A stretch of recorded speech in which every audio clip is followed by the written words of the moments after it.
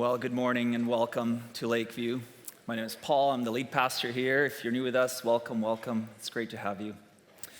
Now, in learning any language, one of the first lessons people are often taught is how to properly reply and engage with a simple conversation. You know, like, how are you? How's it going? I'm hungry. Which way to the bathroom? All those simple things that we need to kind of figure out and learn as we're learning a new language. If you've ever done it, those are the things you start with. And I remember when I remember learning English when I was 12 and my family immigrated to Canada. And I was learning all the appropriate responses that I should have to normal conversations. And it was specifically important because as I learned English and try to use some of my Ukrainian or Russian words, they just didn't translate straight across very well. For example, often in Ukrainian or Russian, actually, if you ask somebody how they're doing, they will often reply, normal. Yeah, which is like confusing, but makes complete sense in the other language. So I remember, learning when somebody says to me, hi, how are you? An appropriate response for that would be, I'm fine, and you? A simple surface interaction just to keep things civil within the social etiquette of what's going on. And we are taught that. We are all taught that whether you're a new person to Canada or a new person to English, we are taught that from a young age to say, if somebody asks you, just reply, I'm doing good, I'm fine, how are you? We want to keep things kind of on a surface level, and that's all really is required when you're meeting somebody or greeting somebody new. In fact, if you were to ask somebody how they're doing, you don't really have a context or relationship, and they just share a whole bunch of stuff with you right out of the bat, we're pretty jarred by it. We're like, whoa, that was a lot more than I bargained for when I asked you how you're doing. We're shook by it, in fact, if somebody says to us a lot of information when we simply just say, hey, how are you doing? And those of us that have been in romantic relationships will also know if you ask a question, how are you doing, and it's replied with, fine, it often means you have a lengthy conversation coming in the evening. So I find it fascinating how our social conventions, our etiquettes, what they say about us and what they say is important within a culture, right? Every culture has a unique and different social etiquette and social conventions that everybody employs. And so it's super interesting to me what we're trying to say by saying little, right? And what is the underlying message in saying, oh, I'm fine, how about you? What is the underlying message of what we're trying to present and what we're trying to hide? It's an interesting thing to wrestle through and think about, right? Language, culture, and communities form us at the deepest levels of who we are, and sometimes even at the expense of who we are. Each and every one of us is formed daily, intentionally or unintentionally, knowingly or unknowingly. We are formed daily throughout interactions, and we are formed simply by just being born, the DNA that we receive, right?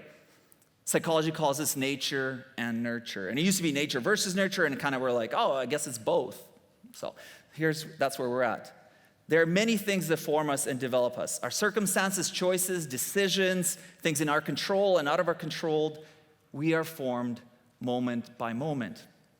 Although I'm a firm believer in the importance of social conventions, I will say our health of our whole self requires us to understand what is actually forming us. What are we actually putting into our lives? What is actually in our past? What are the things that we have inherited from our parents? And what are the things that we're taking in every day in our lives? It's really important to actually understand what is our holistic person like, being formed knowingly and unknowingly in everything that happens to us. So today we're starting a brand new series I'm calling Deeply Formed, and we're going to look at some of the things that have formed us, some of the things that we know about, and some of the things that we may not know about. Now, in the last little while, we've been navigating through our Lakeview postures throughout the year. In the fall, in our series Back to the Basics, we looked at the backward posture. We looked at locating ourselves in the God story, witnessing God's active work in the world, in and around us. In the movement series, we place ourselves through the outward posture, collaborating with God locally and globally, and observe how the movement of the early church read through the book of Acts, and how the church, empowered by the Holy Spirit, wrestled and acted and confronted barriers in life. And then we wrestle with, what does this mean for us today? So in this new series, we're going to be looking at our inward posture, helping us to engage with our practices of creating sacred space for encountering God. Simply said, we're going to look at what makes us, us. What's all the inner workings of us? And how do we understand them? And do we even acknowledge them? Do we even know what happens to us? Or do we just kind of let the tide of life take us wherever it may go? Now, one of the reasons I studied counseling and theology, counseling and theology, is because I'm fascinated with understanding how fearfully and wonderfully we are all created. There's so many things that make us us. And it fascinated me. So when I was studying theology, after kind of graduating out of that, and I was being a youth pastor, I was convinced I needed to study counseling, just because we're so complex and intricate. So there are 5 dimensions that make us us, that make us whole people. We're made in God's image. This is the story that we learn from the Bible. There were image bearers of God. And these 5 things include our physical, our spiritual, our emotional, intellectual, and social dimensions of who we are. We're not just one of these things. We're all of these things, all of them put together. We are wonderfully created with all these making us one holistic person, one holistic people. We are multidimensional, including parts of us we sometimes don't even think about. When we read these things on the screen, we can say, oh yeah, that makes sense. But there's parts of us we don't really pay attention to, and they kind of just happen in the background of things, whether we recognize them or not. But likewise, ignoring any part of who we are has destructive consequences in our relationships with others, in our relationship with God, and in our relationship with ourselves. Saying this, it's important to know that there are parts, those 5 that I've listed, there are parts of us that are actually kind of easy to see in people, right? They help us, we note how people appear in the world. And there are things that we focus on, how we appear in the world. And mostly, and this is going to be a broad stroke statement, so like there's exceptions and there could be arguments, but mostly speaking, we tend to think about our physical appearance, right? We think about how we look, how we appear in the world, how we present ourselves, what clothes we wear, what's going on with our hair, those of us that have hair. And secondly, broadly speaking, we focus on our social status in the world, who we are in the world. So how we appear in the world and who we are in the world. These are, broadly speaking, the things that we kind of focus on. This is why adolescence is actually such a hard time, right? Because your body's changing, you're trying to figure out how you appear in the world, you're trying to figure out which group you belong to. So who you are and how you look is such a big deal, and it's a whole thing, and it's a part that we really focus on. And I don't think it fully leaves us. We actually think a lot about how we appear and where we stand in the world.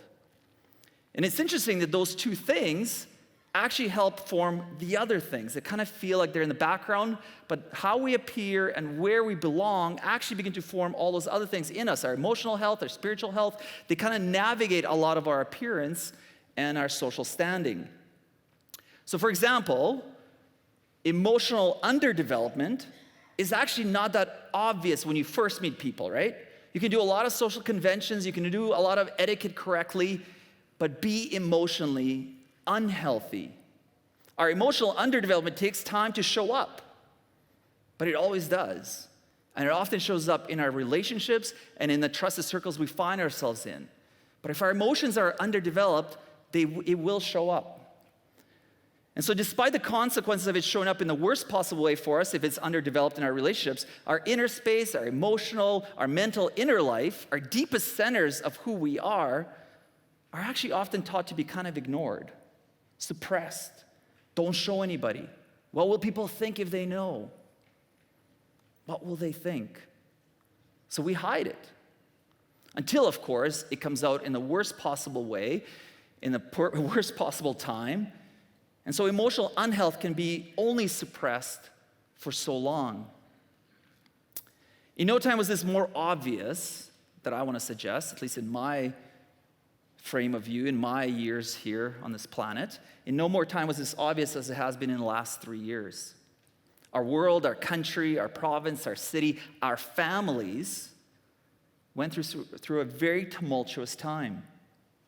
the COVID generation, as no doubt will be referenced as in the history books in time, will look at immense emotional and mental strain that all communities, all families, all churches went through. This time, like no other, revealed that something was actually deeply wrong. Something was really deeply wrong in our world, but something was deeply wrong within us. And when coping mechanisms that we so well developed, all our social etiquettes, all our social conventions, all the way we present ourselves in the world, all our friendships, all the ways we coped when nobody saw us, when all of that was taken away, when all those mechanisms were stripped away, when all that made us enable us to function in routines and work and life and family, when all of that was stripped away, revealed what was actually happening in our inner life. Divergent thinking and point of views came to the surface quickly. Families, workplaces, churches, communities were quickly and deeply divided. Social media was filled with accusations of each other, who's right and who's wrong, and we all took positions. Who was right on the right side of history and who's on the wrong side of history. We began to evaluate what actually mattered to us and who we were in new ways. All of a sudden, that coping stuff was taken away and we're stuck at home and we're thinking like, is this my life? Is this what I wanted? Is this who I was going to become? All the things began to reveal what was actually bubbling or being suppressed in our lives for a long time. And if emotional health was underdeveloped in any of us, it surfaced very quickly, didn't it? So what's going on? Do we just build new coping mechanisms? Do we just find new strategies to suppress our inner life and just be like, okay, I'll just work it out in this new way? Maybe I'll find a new habit, a new hobby, a new drug. Maybe there's a new way I can just suppress this and kind of function in this new world. Our Christian story tells us that something is wrong. We find the wrongness specifically in Genesis 3, which teaches us the human race has been affected by our own sin. That is our brokenness. The story suggests that our choice broke something in us and around us. Our stepping away from God led each and every one of us to be compromised by the devastation of sin, which causes defects in our desires and our behaviors. Our story, our Christian story, goes that deceived by the seductive promise of becoming gods, first humans turned away from God. They turned away from the source of all that is good, that's true and beautiful, which then left people, and I want us to catch this next part, which left all people ashamed in each other's presence, hostile in approach, and afraid of their Maker. This is the Christian story, that something is deeply wrong. There is something wrong around us and in us. This is our story. Our hearts, our inner life, our emotions experience distorted desires for power, pleasure, and privilege, which in turn breeds in us shame, fear, alienation from others, God, and even ourselves. How we look and who we are in the world was driven by desire of power, pleasure, and privilege, which affected and infected who we are on the inside, ashamed, afraid, and alienated.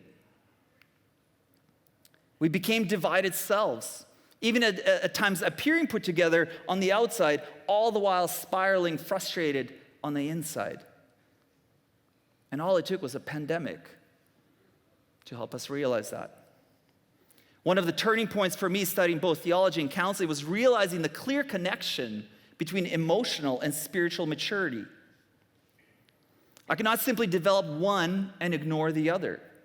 To be healthy, developing both was needed and crucial and necessary. In fact, developed together, they offer nothing short of spiritual revolution, transforming the hidden places deep, deep inside of us.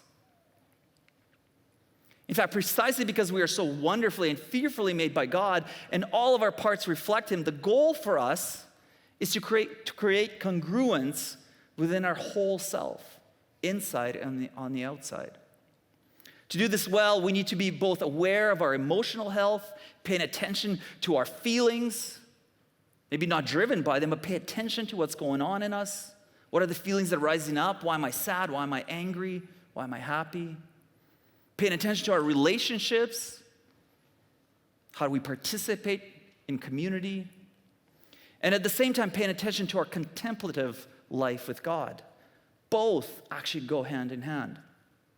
So as we engage in this series over the next 6 weeks, to help us understand what these things are, what are the emotions, what are the things we need to pay attention to, how do we engage in this inner sacred life that we're creating for God, we're going to look at Emotionally Healthy Spirituality book by Peter Scazzero.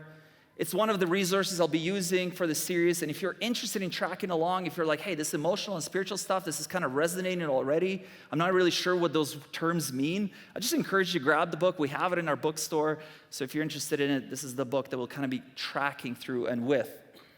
So this incredible book is full of very vulnerable stories by Peter, who was a pastor, who found himself emotionally underdeveloped, and despite what appeared to be healthy ministry and healthy family on the outside, inside he was spiraling, angry, and the ministry was teetering on the brink of collapse.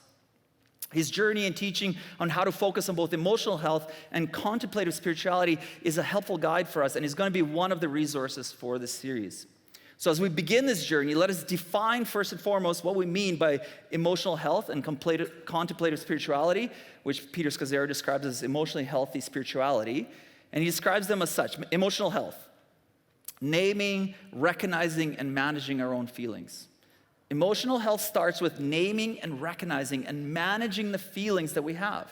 Not avoiding them, suppressing them, or believing they're not important, but actually recognizing that our feelings are made in the image of God, that God has feelings about things. And so we need to recognize them. We don't need to suppress them. We need to acknowledge them. Then emotional health is also our active compassion for others, seeing the image of God in other people, not just people to use or leverage in our everyday life, but to actively have compassion with everyone we come in contact with. Emotional health also thinks about breaking free from self-destructive patterns, even the coping ones, even the ones that kind of helped us before the pandemic started, to actually recognize that certain behaviors are bad for us and are destructive, and breaking free from them. This is part of emotional health. Understanding how our past actually impacts our present, that we continue our story, we're part of a journey, and in developing capacity to express our thoughts and feelings clearly, not hiding them, but in the trusted community, being able to have ability to speak our thoughts and feelings clearly. Next also is developing and maintaining meaningful relationships. We need community. We need one another. Accurate assessment of our own strength, our own limits, and even our own weaknesses. And finally, emotional health has to do with grieving well. This world has lots to grieve, and to learn to grieve well. There's more things that make up our emotional health, but these are the ones that are kind of jumping out at me that I would share today. And then contemplative spirituality, on the other hand, is concerned with slowing down to be with God. It's simply slowing down in a busy, hurried culture to create time for God. And it has to do with recognizing and surrendering to God's love in and every situation, scripture reading and meditating on it, positioning ourselves to hear God and remember His presence in all we do, practicing silence, solitude, and life of prayer, finding the true essence of who we are in God, and in participating and living in committed community that passionately loves Jesus. Over the next 6 weeks, we'll slowly unpack these. We'll wrestle with them. We will hopefully be a little bit jarred by them because they should push on things that we've kind of thought maybe, hey, this is like normal. This is social etiquette. What are we talking about here? And hopefully it will make us feel a little bit unbalanced and a little bit uncomfortable as we learn to be healthy together. As we unpack and see how both of these dimensions of who we are different and yet they fully overlap. In the very real sense, both are necessary for loving God, loving others, and to be able to love ourselves well. Emotionally healthy spirituality can only grow out of the ground of God's love. When we are grounded in His love, we are free to be emotionally healthy. By the way, if you want to get kind of like, I just read a bunch of things here, and if you want to gauge where your emotional health is, if you're like, okay, that sounds good, okay, I think I'm tracking with that part, but like, am I actually healthy? What am I not healthy about? If you really want to kind of gauge where you're at, just go to Costco on a Saturday afternoon, and you will gauge where your emotional health is very quickly. I was in Costco, I'll just, vulnerability. I was in Costco on Saturday, and I was thinking, man, I'm speaking on this stuff, and lots of stuff is bubbling inside of me. It's my confession to you. So how do we achieve this? How do we achieve emotionally healthy spirituality? How are we to be grounded in God? How do we bring healing and develop our inner and outer life in congruence with one another, that one isn't ahead of the other or one is lacking somewhere? Is it our work? Is it the work of God? Well, the answer is yes. John in his gospel records Jesus teaching us what this kind of looks like. And he says, I'm the true vine, and my Father is the gardener. He cuts off every branch in me that bears no fruit, while every branch that does bear fruit, he prunes so it will be even more fruitful. You're already clean because of the word I have spoken to you. Remain in me as I also remain in you. No branch can bear fruit by itself. It must remain in the vine. Neither can you bear fruit unless you remain in me. Just before I go on, this is an NIV translation, but the part where it says he cuts off every branch in me that bears no fruit, the translation here in Greek, now I'm blanking on the Greek word, where's Randy? He can yell out a Greek word for me. Well, the Greek word here actually also means he lifts up, he trellises the branch that bears no fruit. He helps it to come up so it also begins to become healthy. Just a side note, I thought that's very interesting. So Jesus first and foremost reminds us, as we think about emotionally healthy spirituality, reminds us that he is the source of all life. That apart from him, we find ourselves spiraling, seeking power and opportunity, and find ourselves frustrated, achieving nothing. But when we make our home in him, when we abide in Jesus, when we pay attention to all the dimensions we carry, when we understand our holistic image that we bear, we actually become fruitful. So Jesus, therefore, exhorts us to abide, to dwell, to make home in him so that we will bear fruit. Jesus, he reminds us that our spiritual and emotional dimensions, when rooted together in him, help us step into healthy, fruitful relationship with God, but also with others and within ourselves. And it can only begin when we're tethered to the vine of life himself, Jesus. The primary thrust of imagery of the vine is the intimate spiritual union between Jesus and us. A union that goes back to how things were intended to be in the garden before the fall of Genesis 3. The vine, this imagery actually invites us to the way God intended things to be. To fully understand God and ourselves, we're required to make home in Jesus. And this is where emotional and spiritual maturity come together. How we feel and how we act are in need of congruency. We can't act well if we don't feel well, right? We can only fake it for a while, and then it will crash. Being rooted in the vine allows us to learn how to receive grace, but then how to offer grace. Be connected to the vine actually teaches us how to forgive, but also how to be forgiven. Jesus, in our John passage, gives us a picture and a metaphor that when we, like the branches, are rooted in the vine that supplies the critical ingredients for growth and fruitfulness, then we become healthy. Then our spiritual and emotional lives receive nurturing that they require instead of being suppressed, instead of being ashamed of, instead of being hidden. We begin to be fruitful. We begin to be honest with who we are inside and on the outside. Friends, we cannot be healthy if we believe that emotional dimension of us is not important. There's so many times in church we've been taught that it's about the Word of God, the facts, community, and kind of feelings towards the back. We cannot ignore the feeling dimension. We're not driven by it. We're not doing everything our feelings feel, but we need to acknowledge them and understand them. Emotional health concerns itself primarily with loving others. And we cannot do this if we ourselves are not well. How do you love someone when you cannot love yourself? Our wellness is predicated on being connected to the source of life, who not only feeds us, but makes us one in him. I want you to catch this next part that I'm going to say.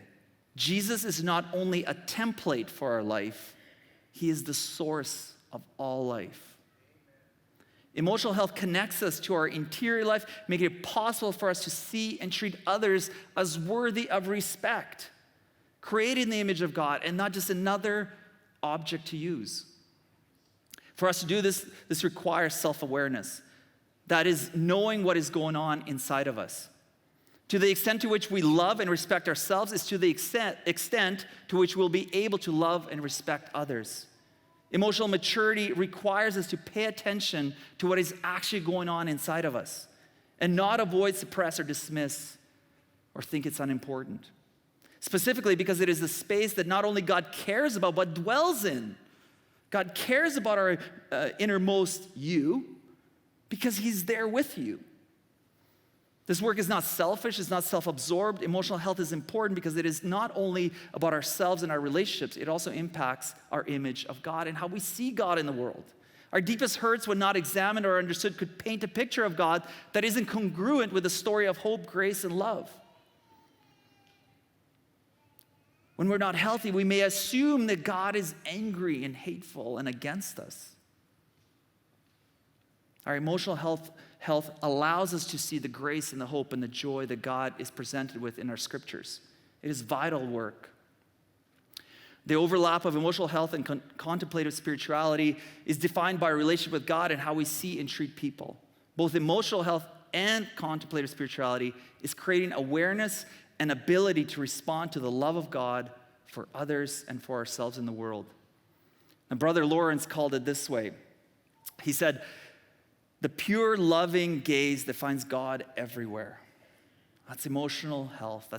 That's a contemplative spirituality. The pure, loving gaze that finds God everywhere. And Francis de Sales described it as the mind's loving, unmixed, permanent attention to the things of God. My point is this: our lives and our days, they're formed all the time, whether we know it or not. And our life thirsts for meaning and hope and purpose. And we navigate each day trying and hoping to love and to be loved well. We may use different vocabulary to describe the process, but the longings continue for ourselves and for our world. We are shaped this way. Thoughtful people throughout the ages have stated that what matters most for how life goes and ought to go is what we are on the inside. Let me say that again. What matters most for how life goes and ought to go is what we are on the inside. Isn't that interesting?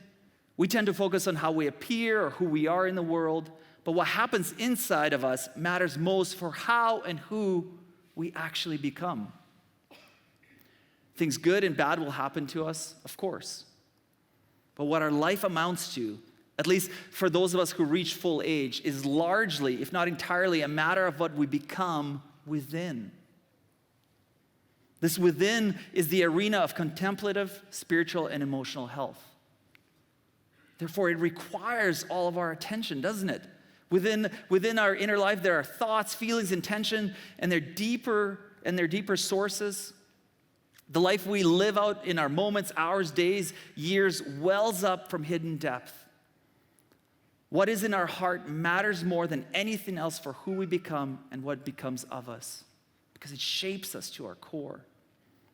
I believe that powerful breakthrough can happen when we take all these parts of ourselves seriously. When we begin to take all those dimensions seriously, investing in and developing our contemplative spirituality and emotional health together will connect us to the vine, the source of God's love that will set our hearts free to love well. Jesus said, "I am the vine, you are the branches. If you remain in me and I in you, you will bear much fruit. Apart from me, you can do nothing." Let me pray.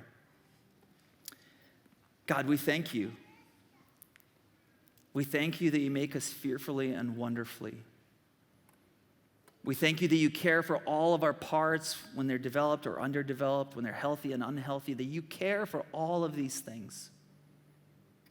So God, we invite you in this series, we invite you in this time, and we invite you today to help us note what's going on inside, to begin to create space for you, but also to begin to pay attention to all the things that are bubbling in us, to bring our frustrations, our joys, our anger, our sorrow to you. Help us, God, to see you in all of our parts. Thank you for being good and loving. Thank you for your grace. Help us to receive that grace for ourselves so that we could live graciously. We pray all these things in your name. Amen.